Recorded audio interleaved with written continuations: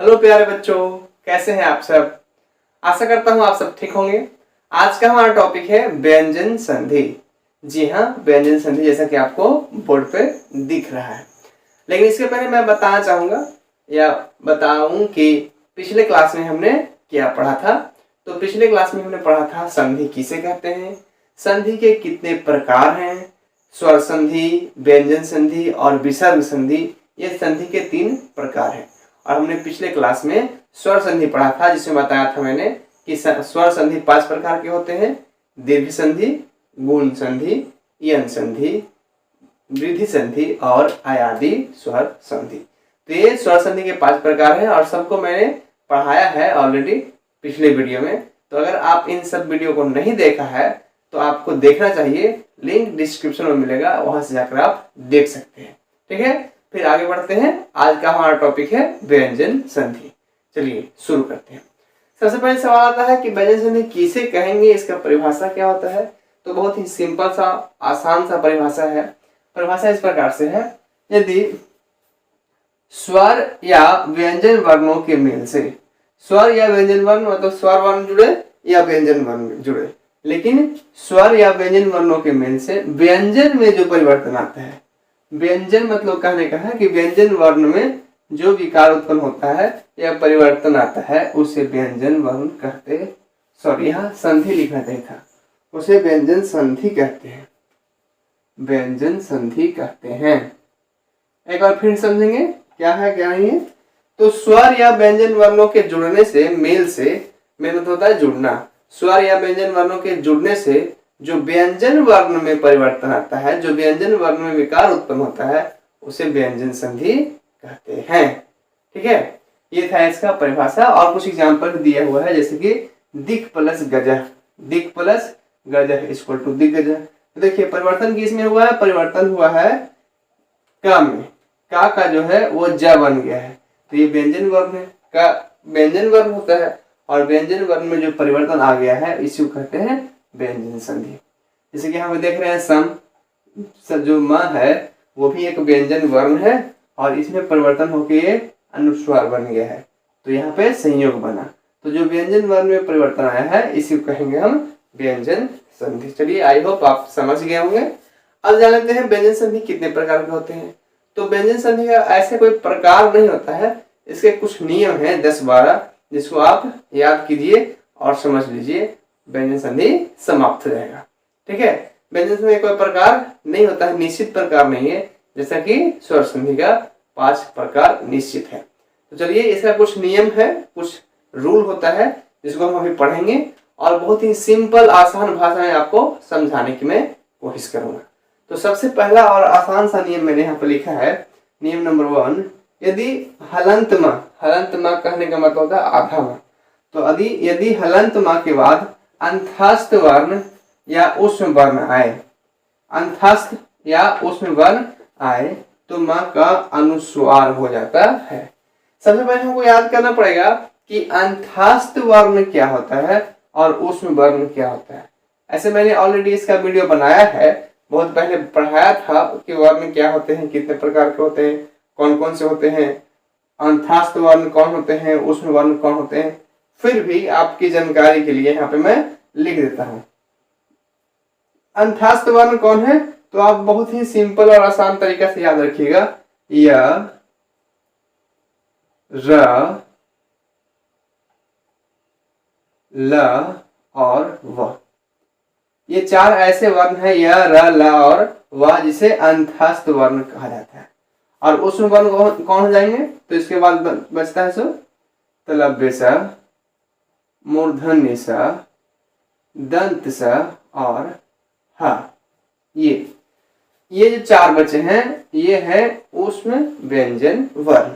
तो आप देख पा रहे हैं, य से लेकर ह तक, य से लेकर व तक ये अंतस्थ वर्ण है और स से लेकर ह तक ये उष्म वर्ण है। और कहता है कि यदि म के बाद य, र, ल, व, तलव्य स, मूर्धन्य स, दंत स और ह में से कोई भी एक आ जाए तो म का अनुस्वार हो जाता है। चलिए, इसको हम और आसान भाषा में समझते हैं एक एग्जाम्पल से। जैसे कि यहाँ पे हम देख पा रहे हैं लिखा हुआ है सम प्लस योग, सम प्लस योग। यहाँ पे हम दो बात गौर करेंगे। पहला बात कि हलंत माँ है कि नहीं, तो हलंत माँ है जैसा कि यहाँ पे कहा जा रहा है। और दूसरा बात करेंगे कि अंतस्थ या ऊष्म वर्ण है कि नहीं। तो देखिए यहाँ पे यह है और यह किस में आता है, अंतस्थ वर्ण में आता है। दोनों कंडीशन जो है फॉलो कर रहा है, और जब दोनों कंडीशन फॉलो कर रहा है तो इस नियम को हम उपयोग करेंगे, ये नियम काम करेगा। तो ये नियम कैसे काम करेगा, कहता क्या है कि अगर ऐसा हो कि पहले म हो उसके बाद अंतस्थ वर्ण या ऊष्म वर्ण से कोई हो, जैसा कि यहाँ पर दिया गया है, तो माँ का अनुस्वार हो जाता है। अनुस्वार का मतलब होता है बिंदु, माथा का बिंदु, जैसे कि यहाँ पे दिया गया है अनुस्वार। तो इसका क्या हो जाएगा, सम प्लस योग क्या होगा, देखिए यहाँ बनाया हुआ था, सम प्लस योग संयोग हो जाएगा। ऐसे संयोग, क्यों संयोग हुआ, क्योंकि ये जो हलंत माँ था वो ऐसे बिंदु बन गया और फिर बाकी सब लिख दिया गया, तो संयोग इस प्रकार से। सम प्लस सारा क्या होगा, तो सा का तो सा ही हो जाएगा। ये जो हलंत में है वो क्या बन जाएगा, अनुस्वार बन जाएगा। बाकी सार है तो सारा लिख देंगे। तो सम प्लस सारा है इक्वल टू संसार। सम प्लस वादा क्या जाएगा, संवादा। बहुत अच्छा, संवादा। ऐसे इस प्रकार से सम प्लस वादा इक्वल टू संवादा बनेगा। और हमारा स्वयं प्लस वरह क्या होगा, तो यहाँ भी हलंत मा लगा हुआ है जैसा कि नियम कह रहा है, और यहाँ व आ रहा है। और वह तो हम जानते हैं कौन सा संधि में आता है, कौन सा वर्ण में आता है, व्यंजन, अंतस्थ व्यंजन वर्ण। यहाँ पे वह है ना, तो दोनों मिलकर क्या हो जाएगा, तो हलंत मा का हो जाएगा अनुस्वार। तो यहाँ पे ऐसे स्वयं और वरह, स्वयं प्लस वरह इक्वल टू स्वयं वरह। सम प्लस हारा क्या हो जाएगा, तो सम प्लस हारा हो जाएगा संहारा। इस प्रकार से हलंत मा अनुस्वार बन गया। ये बहुत ही सिंपल और आसान सा फॉर्मूला था। पहला नियम मैंने इसको बनाया है। इसको पहला नियम इसलिए बनाया है क्योंकि सबसे आसान था। अगर हम आसानी से शुरू करें, एक छोटे सा स्टेप से शुरू करें, तो आगे जाकर हम कठिन स्टेप उठाएंगे तो कोई दिक्कत नहीं होगा। तो ये था पहला नियम व्यंजन संधि का। तो आप इसको स्क्रीनशॉट लीजिए और साथ में इसको नोट कॉपी में उतारिएगा। ठीक है, चलिए अब आगे बढ़ते हैं दूसरे और अगले नियम के। तो यहाँ पे मैंने दो नियम और लिखे हैं, जिसको आइए हम और समझते हैं और क्या कहता है नियम ये जानते हैं। तो यहाँ दूसरा नियम कहता है कि यदि माँ यानी कि हलंत माँ अथवा माँ, यदि माँ के बाद कोई स्पर्श वर्ण है, कोई स्पर्श वर्ण आए तो माँ का अनुस्वार हो जाता है या बाद वाले वर्ण का पंचम वर्ण हो जाता है। चलिए इसको आसान भाषा में समझते हैं। स्पर्श वर्ण पहले जाने, स्पर्श वर्ण किसे कहते हैं। तो अगर आपने वर्ण पढ़ा है, वर्ण का चैप्टर पढ़ा है, तो आपको समझने में आसानी होगा। अगर नहीं पढ़ा है तो इस वीडियो देखने के बाद आप वर्ण का चैप्टर देख लीजिएगा। वर्ण का आपको वीडियो कहाँ से मिलेगा, तो आप प्लेलिस्ट में जाइएगा और प्लेलिस्ट में ढूंढिएगा, वर्ण का एक प्लेलिस्ट होगा, वहां से आप देख सकते हैं। चलिए समझते हैं पहले स्पर्श वर्ण किसे कहते हैं। तो आप काखाहरा जब पढ़े होंगे, काखा गघा, उसमें आता है क वर्ग, इसमें आता है क वर्ग। क वर्ग मतलब कि का से लेकर अंग तक। च वर्ग,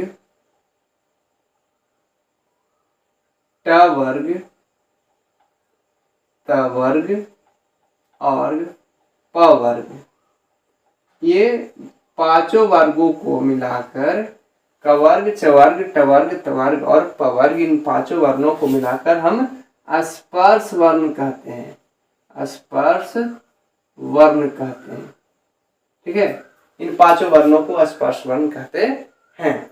तो इसमें से कोई भी अगर एक आ जाए, का, खा, गा, घा, अंगा, चा, छा, जा, झा, ञ, टा, ठा, डा, ढा, ना, ता, था, दा, धा, ना, पा, फा, बा, भा, मा, इसमें से कोई भी एक आ जाए तो उसके माँ का जो है वो अनुस्वार हो जाता है। देखिए, माँ के बाद अगर स्पर्श वर्ण आए, स्पर्श वर्ण मतलब कि इसमें से कोई आ जाए तो माँ का अनुस्वार हो जाता है। जैसा कि अभी हमने पिछले जो अभी नियम पढ़ा है उसमें क्या था कि अगर माँ के बाद अंतस्थ वर्ण या ऊष्म वर्ण, या आसान भाषा में कहें तो या, र, ल, व, तलब से मूर्धन्य सा, दंत सा और हा में से कोई भी आ जाए तो माँ का अनुस्वार हो जाता है। और यहाँ पे कहता है कि क वर्ग, च वर्ग, ट वर्ग, त वर्ग और प वर्ग में से कोई आ जाए तो अनुस्वार आता है। तो आप इतना आसान भाषा में समझ लीजिए कि अगर ऐसा हो कि हलंत म आ जाए और उसके बाद कोई भी व्यंजन वर्ण आ जाए, सिर्फ संयुक्त व्यंजन वर्ण को छोड़कर, जैसे कि छ, त्र, स्र और ज्ञ, ये चार वो है, ये चार जो है संयुक्त व्यंजन वर्ण है, इसको छोड़कर कोई भी आ जाए तो आपको क्या करना है, हलंत म का अनुस्वार कर देना है। जैसा कि मैं यहाँ पर करके दिखा रहा हूँ आपको। पिछले वाला ही नियम, जस्ट वही पिछले वाला नियम है, अहम प्लस का ये माँ जो है हलंत, सॉरी माँ जो है अनुस्वार हो जाएगा तो बनेगा ऐसे। तो बनाएंगे हम अहम कार, अहंकार, ऐसे। ये जो हाँ अनुस्वार आया है वो कहाँ से आया है, तो हलंत माँ की जगह पे हम अनुस्वार का प्रयोग किए हैं, तो अहंकार बन गया। सम प्लस गम, तो सम प्लस गम हो जाएगा संगम, इस प्रकार से हलंत माँ अनुस्वार बन गया।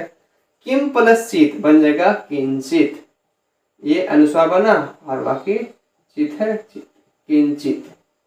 पम प्लस चम तो हो जाएगा पंचम, इस प्रकार से पंचम। तो ये पहला नियम जो कह रहा था कि माँ के बाद स्पर्श वर्ण आएगा तो माँ का अनुस्वार हो जाएगा, ये मैंने कर लिया। कुछ और भी कहता है या बाद वाले वर्ण का पंचम वर्ण हो जाता है। अब इसका क्या मतलब है, बाद वाले वर्ण का पंचम वर्ण हो जाता है, देखिए समझते हैं इसका मतलब क्या है। इसको मैं मिटा देता हूं,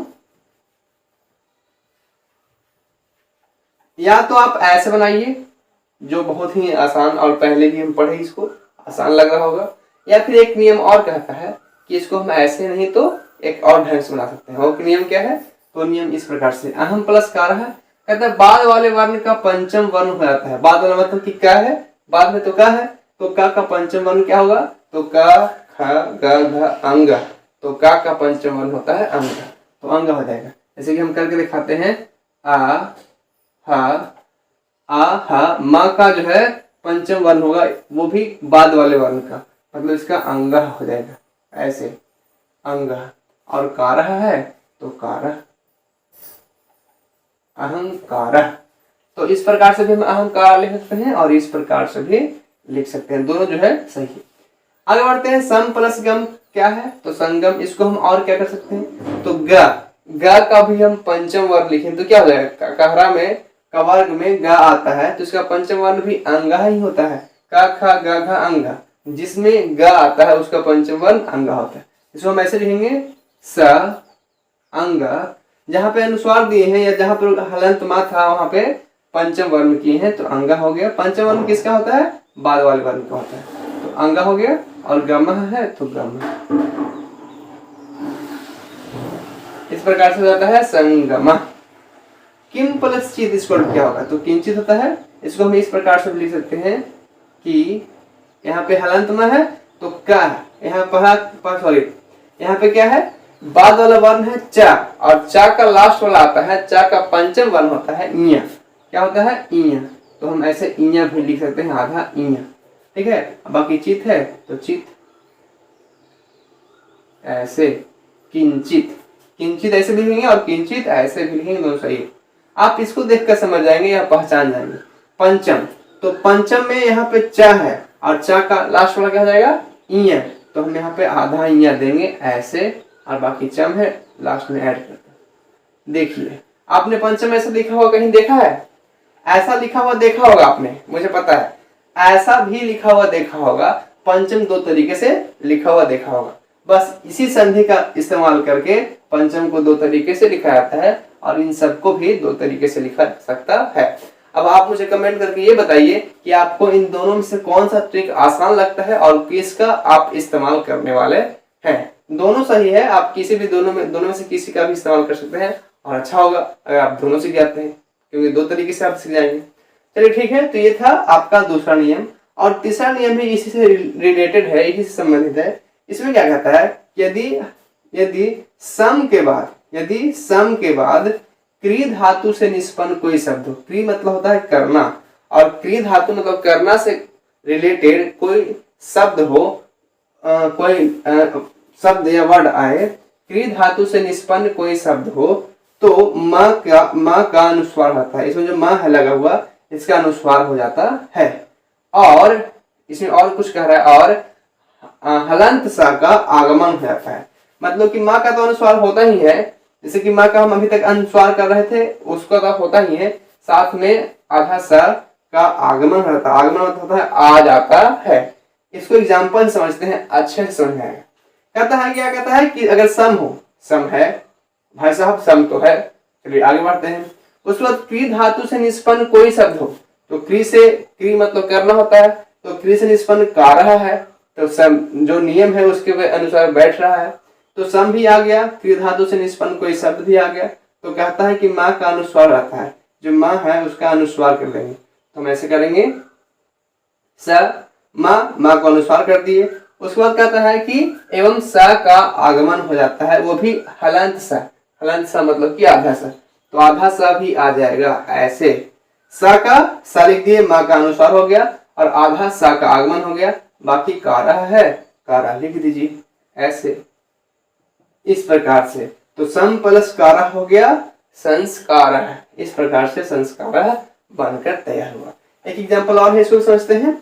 सम प्लस कीर्ति, तो सा और हलंत माँ का अनुस्वार हो गया, और हमको पता है कि आधा सा का आगमन होता है, तो आधा सा कर देंगे, और यहाँ पे कृति है तो कृति ऐड कर देंगे। अब पढ़िए क्या हुआ, संस्कृति, तो सम प्लस कृति इक्वल टू संस्कृति। तो इस प्रकार से तीसरा नियम कह रहा था। और तीनों नियम मैंने सम से ही बनाया है, हलंत माँ का ही प्रयोग करने के लिए बताया है कि हलंत माँ का प्रयोग कैसे कैसे होता है, कैसे उसका प्रयोग अनुस्वार में कर लेते हैं, कैसे उसका प्रयोग पंचम वर्ण में कर लेते हैं, कैसे उसका प्रयोग करके आधा सा का आगमन हो जाता है।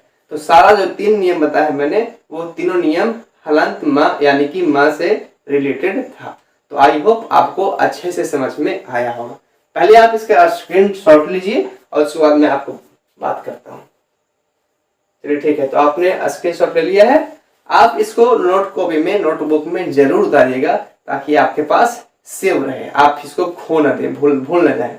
ठीक है, तो आज के लिए बस इतना ही, इस वीडियो में इतना ही। व्यंजन संधि एक लंबा टॉपिक है, जिसको एक वीडियो में बनाना संभव नहीं है, क्योंकि वीडियो काफी ज्यादा लंबा हो गया है, बड़ा हो गया है। तो इसको हम वीडियो में पार्ट बाय पार्ट बनाकर लाएंगे।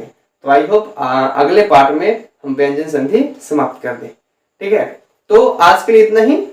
वीडियो पूरा देखने के लिए धन्यवाद, और ऐसे ही अपना प्यार बनाए रखिएगा। अगर वीडियो पसंद आता है तो एक लाइक देकर हमारा उत्साह जरूर बढ़ेगा, और नीचे कमेंट बॉक्स में जरूर लिखिएगा वीडियो कैसा लगा, और कौन सा संधि आपको अच्छा लगता है, या कौन सा नियम आपको आसान लगा, और साथ ही आपको और किस टॉपिक पे वीडियो चाहिए, ये भी आप मुझे कमेंट में जरूर लिखिएगा।